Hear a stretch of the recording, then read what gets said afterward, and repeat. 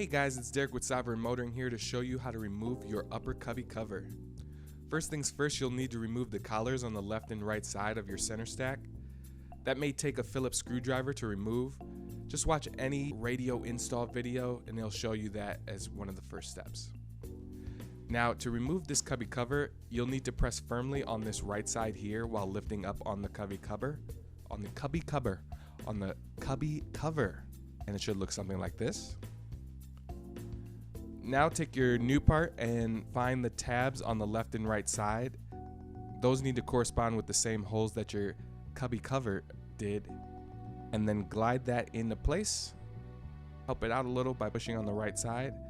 And then boom, that is your new phone dial.